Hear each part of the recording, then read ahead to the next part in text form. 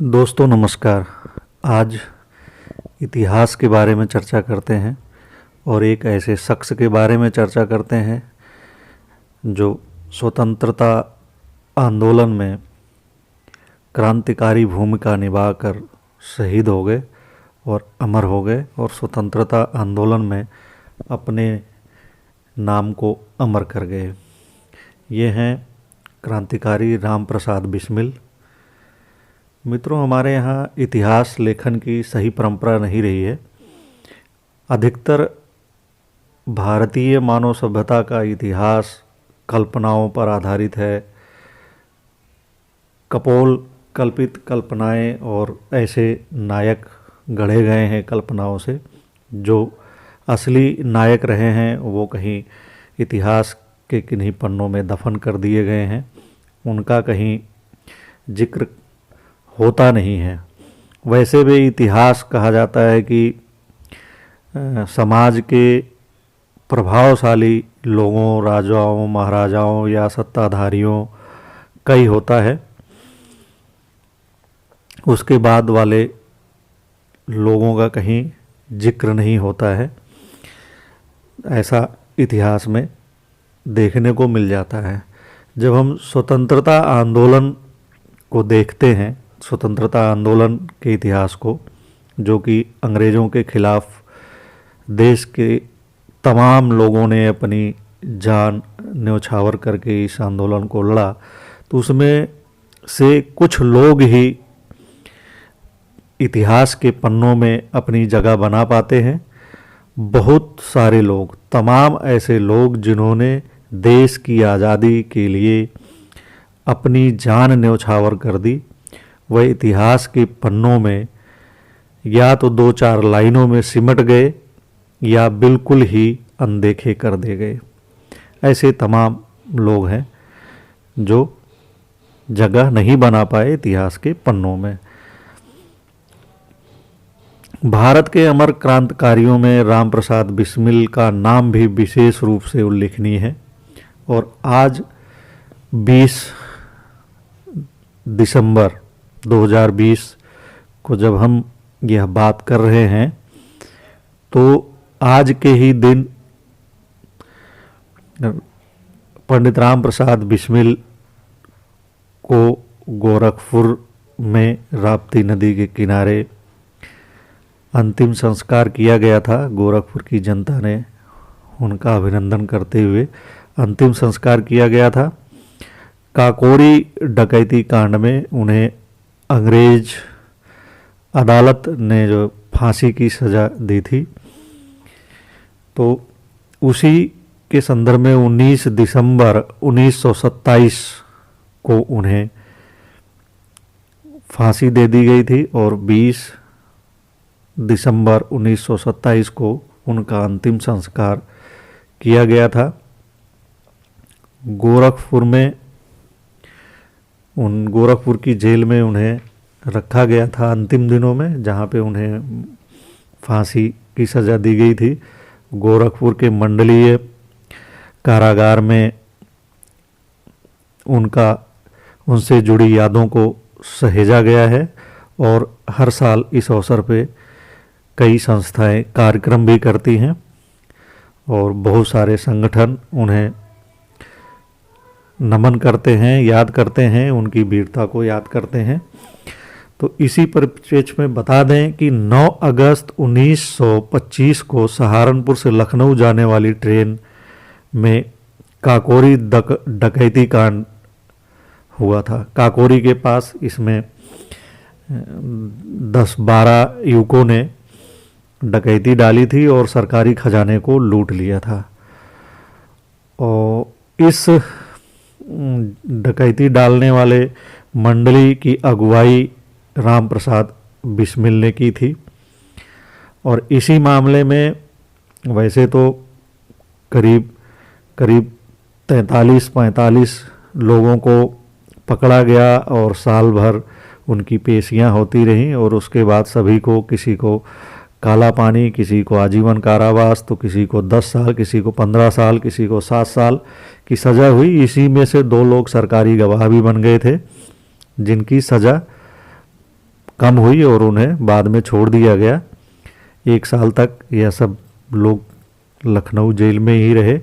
बाद में सज़ा होने के बाद एक षड्यंत्र के तहत अंग्रेजी हुकूमत ने इन्हें अलग अलग जेलों में रख दिया ताकि ये एक दूसरे से संवाद ना कर सकें, क्योंकि जब ये लखनऊ जेल में एक साथ थे तो इनकी एकता देखने लायक थी और ये सज़ा से घबराते नहीं थे, देश पर कुर्बान होने के लिए तैयार रहते थे हमेशा। जब भी पेशियों पर आते जाते थे तो ये एक गीत गाया करते थे जो काफ़ी फेमस था, जिसे सुनने के लिए बहुत सारे लोग इकट्ठा हो जाते थे। वह गीत था अदालत में जाते समय भी, और जब अदालत से पेश होके जेल में आते थे तब भी अक्सर इस गीत को सभी सामूहिक रूप से गाया करते थे, जिसे सुनने के लिए जनता इकट्ठी हो जाती है।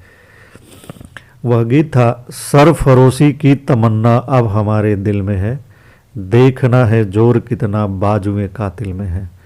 सरफरोशी की तमन्ना अब हमारे दिल में है, देखना है जोर कितना बाजुए कातिल में है। रहबरे राहे मोहब्बत रह न जाना राह में, रहबरे राहे मोहब्बत रह न जाना राह में, लज्जते सहरान वर्दी दूर ये मंजिल में है, लज्जते सहरान वर्दी दूर ये मंजिल में है। वक्त आने दे बता देंगे तुझे ये आसमां, वक्त आने दे बता देंगे तुझे ये आसमां, हम अभी से क्या बताएं क्या हमारे दिल में है, हम अभी से क्या बताएं क्या हमारे दिल में है।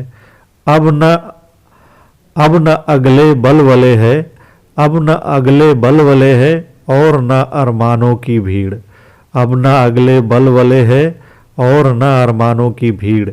एक मिट जाने की हसरत अब दिले बिस्मिल में है, एक मिट जाने की हसरत अब दिले बिस्मिल में है। आज मकतल में यह कातिल कह रहा है बार बार, आज मकतल में यह कातिल कह रहा है बार बार। मकतल मतलब फांसी गिरी। आज मकतल में यह कातिल कह रहा है बार बार, क्या तमन्नाएं शहादत भी किसी के दिल में है, क्या तमन्नाएं शहादत भी किसी के दिल में है। ऐ शहीदे मुल्को मिल्लत, ऐ शहीदे मुल्को मिल्लत, मुल्को मिल्लत मतलब देश और समाज। ऐ शहीदे मुल्को मिल्लत, मैं तेरे ऊपर निसार न्यौछावर हो गया हूँ। अब तेरी हिम्मत का चर्चा गैर की महफिल में है, अब तेरी हिम्मत की चर्चा गैर की महफिल में है, दुश्मनों की महफिल में है तेरी हिम्मत की चर्चा। तो ये गीत गाया करते थे और ये इनके संगठन की पूरी जो एकता को दर्शाता था। इस कांड में राम प्रसाद बिस्मिल और उनके सहित 4 लोगों को फांसी की सज़ा दी गई थी, जिनमें राम प्रसाद बिस्मिल ये दल के प्रमुख नेता थे। अशफाक उल्ला खां, रोशन सिंह और राजेंद्र लहड़ी, चारों लोगों को 19 दिसंबर 1927 को 9 अगस्त 1925 को काकोरी कांड में फांसी की सज़ा दी गई थी। उसके बाद से ये लोग अमर हो गए, शहीद होकर, देश पर कुर्बान होकर। राम प्रसाद बिस्मिल एक क्रांतिकारी होने के साथ साथ साहित्यिक रुचि के धनी व्यक्ति भी थे और सफल रचनाकार थे। एक और उनकी क्रांतिकारी गतिविधियां जैसे काकोरी षड्यंत्र, मैनपुरी कांड आदि ने उन्हें चर्चित बनाया, तो दूसरी ओर उनके रचना संसार ने उनके व्यक्तित्व के अछूते पहलू को जनता के सामने उजागर किया था। क्रांतिकारी ज्वाला में धधकता उनका हृदय कविता की कथा बीती में संबद्ध होता तो उनका मन दोनों का ही अद्भुत संगम के रूप में देखने को मिलता था। बिस्मिल की गणना हिंदी के अच्छे लेखकों में की जा सकती है, ऐसा कई लोग मानते हैं। उनकी प्रारंभिक शिक्षा उर्दू में हुई थी, अतः उनकी शब्दावली में उर्दू का रंग स्पष्ट दिखाई देता है। उन्होंने अज्ञात तथा राम छद्म नामों से भी अनेक रचनाएं लिखी थी। अपने समय की प्रतिष्ठित पत्र पत्रिकाओं प्रभा आदि में उनकी रचनाएं छपा करती थी। उन्होंने आत्मकथा, जीवनी, उपन्यास, समीक्षा, लेख, अनुवाद, कविता आदि अनेक विधाओं में अपनी लेखनी चलाई और रचनाएं की थी। अक्सर वह अपनी लिखी रचनाओं को ही गाया करते थे। राम प्रसाद बिस्मिल का जन्म मैनपुरी जिले के किसी गांव में संवत 1954 के आसपास हुआ था, किंतु बाद में इनके पिता मुरलीधर सपरिवार शाहजहांपुर में आकर रहने लगे और अंत तक यही जगह बिस्मिल का कार्य क्षेत्र रहा, रण क्षेत्र बना रहा। उर्दू की शिक्षा पाने के बाद माता पिता ने स्थानीय अंग्रेजी स्कूल में भी इन्हें भर्ती कराया था, यानी कि इन्होंने अंग्रेजी की भी शिक्षा ली थी। उन दिनों इनका जीवन कुछ विशेष अच्छा नहीं था, किंतु इसी बीच में आर्य समाज के प्रसिद्ध स्वामी सोमदेव से इनका परिचय हुआ, जहां से इनका जीवन पूरी तरह से बदल गया। स्वामी जी के साथ साथ आर्य समाज के भी भक्त बन गए। इन्होंने स्वामी जी को गुरुजी कहा।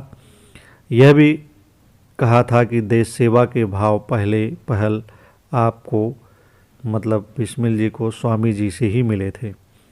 सन 1915 के विराट विप्लवायोजन के विफल हो जाने के बाद भी क्रांतिकारी लोग एकदम निराश न हुए, वरन उन्होंने मैनपुरी में केंद्र बनाकर फिर से कार्य आरंभ कर दिया। श्री गेंदालाल दीक्षित की अध्यक्षता में बहुत दिनों तक काम होते रहने के बाद अंत में भेद खुल गया और फिर गिरफ्तारियां होने लगी। बहुत सारे लोग गिरफ्तार किए गए और बहुत सारे कार्यकर्ता हाथ नहीं आ सके। उस समय बिस्मिल अंग्रेजी की 10वीं कक्षा में पढ़ा करते थे और जब जोर शोर से सभी की धरपकड़ होने लगी तो ये गिरफ्तारी से बचने के लिए फरार हो गए। मैनपुरी विप्लव दल के नेता गेंदालाल के ग्वालियर में गिरफ्तार हो जाने पर उन्हें जेल से छुड़ाने के विचार से 19 वर्ष की आयु में बिस्मिल ने अपने 15 विद्यार्थी साथियों के साथ पहली डकैती डाली थी। इस पहले ही प्रयास में उन्होंने जिस दृढ़ता तथा साहस से काम लिया था, उसे देखकर यह कहना पड़ता है कि वह स्वभाव से ही मनुष्यों के नेता थे। इस प्रसंग में बताते हैं कि जो है अपने पिताजी से झूठ बोलकर उन्होंने घोड़ा गाड़ी ली थी और अपने दोस्तों के साथ वह गए थे डकैती डालने के लिए और इसकी अगुवाई उन्होंने खुद की थी, जबकि अपनी जोरदार हिम्मत का परिचय इसमें उन्होंने दिया था। जबकि उनके कई साथी ऐसी हिम्मत नहीं दिखा पा रहे थे तो उनका हौसला भी बढ़ाया था। उनमें असाधारण शारीरिक बल था। घोड़ा चढ़ने, साइकिल चलाने और तैरने में उन्हें पूरी महारत थी। थकना किसे कहते हैं वह नहीं जानते थे। 60-60 मील के बराबर पैदल चलकर आगे चलने की उनमें हिम्मत बनी रहती थी। व्यायाम और प्राणायाम वो इतने करते थे कि देखने वाले भी दंग रह जाते थे। हिंदी और उर्दू के अतिरिक्त वह अंग्रेजी तथा बांग्ला भी जानते थे। उन्होंने कई किताबें भी हिंदी में लिखीं तथा प्रभा आदि मासिक पत्रों में अज्ञात के नाम से लेख लिखते रहे। इन्होंने मैनपुरी कांड के संबंध में एक पुस्तक भी लिखी, परंतु कुछ कारणों से यह पुस्तक प्रकाशित होने के पहले ही जला दी गई। लिखने की अपेक्षा इनमें व्याख्यान देने की शक्ति और अधिक थी। इनका व्याख्यान बड़ा जोशीला और प्रभावोत्पादक होता था।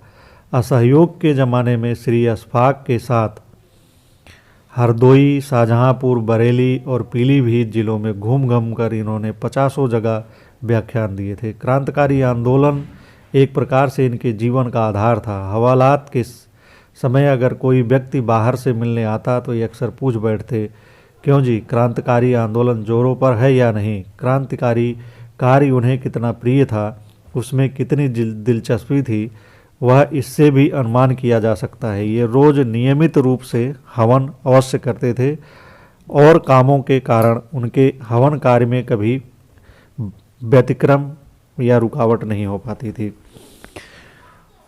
परंतु क्रांतिकारी कामों के सामने गायत्री और हवन तक को वे झट से छोड़ देते थे।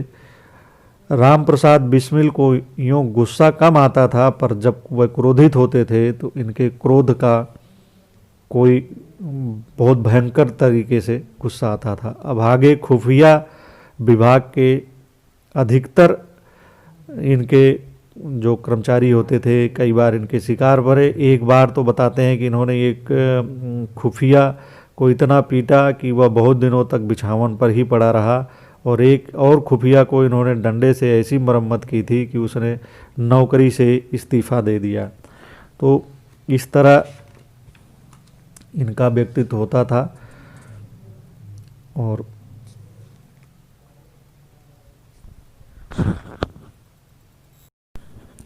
फांसी पर झूलने से पहले इन्होंने कहा था, I wish the downfall of British empire. मैं ब्रिटिश साम्राज्य का विनाश चाहता हूँ, नाश चाहता हूँ। इसके बाद तख्ते पर खड़े होकर प्रार्थना आदि की थी इन्होंने। अपनी माता के माध्यम से इन्होंने देशवासियों को संदेश दिया था। उसमें उन्होंने युवकों को शांत करते हुए कहा कि यदि किसी के हृदय में जोश, उमंग तथा उत्तेजना उत्पन्न हुई है, यानी कि मेरी शहादत से यदि किसी के हृदय में जोश, उमंग तथा उत्तेजना उत्पन्न हुई है, तो उन्हें उचित है कि अतिशीघ्र ग्रामों में जाकर कृषकों की दशा सुधारें, श्रमजीवियों की उन्नति की चेष्टा करें, जहाँ तक हो सके साधारण जनसमूह को शिक्षा दें, कांग्रेस के लिए कार्य करें तथा साध्य दलितोद्धार के लिए प्रयत्न करें। मेरी यही विनती है कि किसी को भी घृणा तथा उपेक्षा की दृष्टि से ना देखा जावे, किंतु सबके साथ करुणा सहित प्रेम भाव का बर्ताव किया जावे।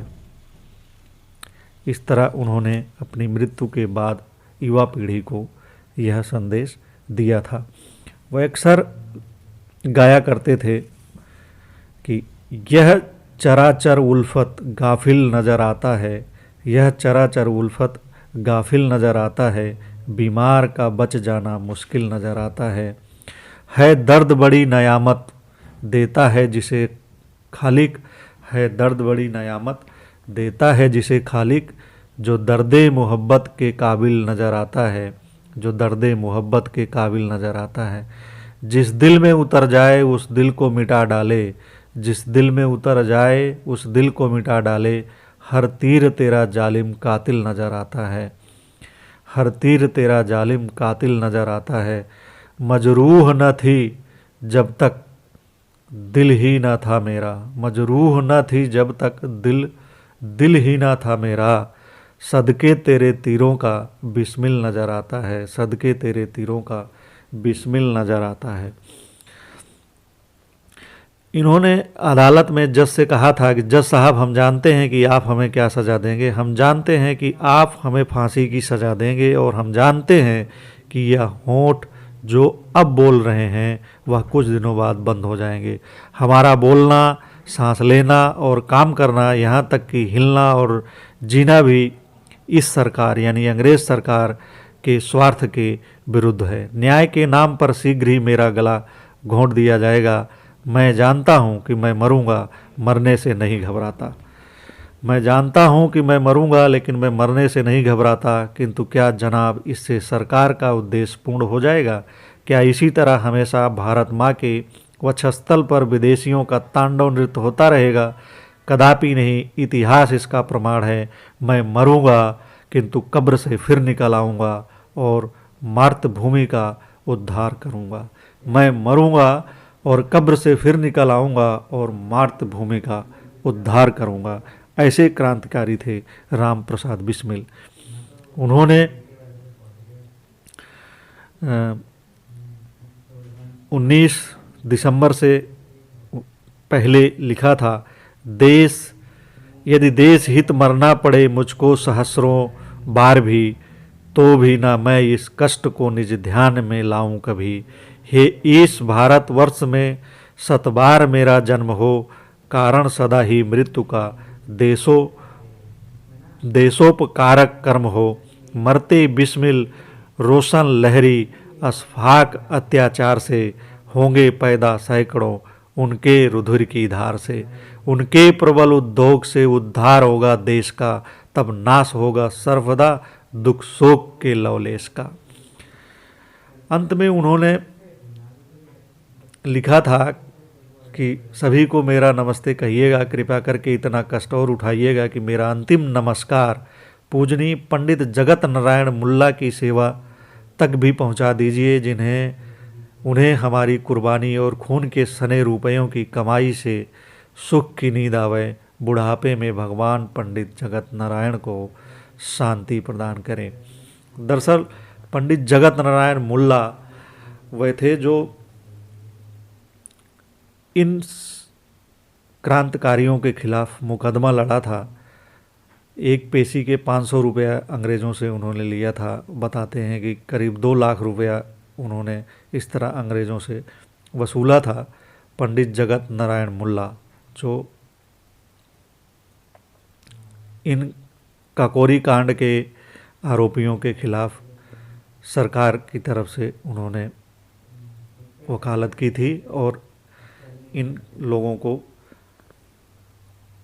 सज़ा के द्वार तक पहुंचाना था। तो ऐसे वकील के लिए भी उन्होंने अंतिम समय में नमस्कार किया था। और पंडित जगत नारायण वो वकील थे जो इन लोगों की पैरवी की थी, लेकिन वह उनकी पैरवी से ये क्रांतिकारी संतुष्ट नहीं थे, तो उनके लिए भी उन्होंने अंतिम समय में ये अपनी सद्भावना व्यक्त की थी।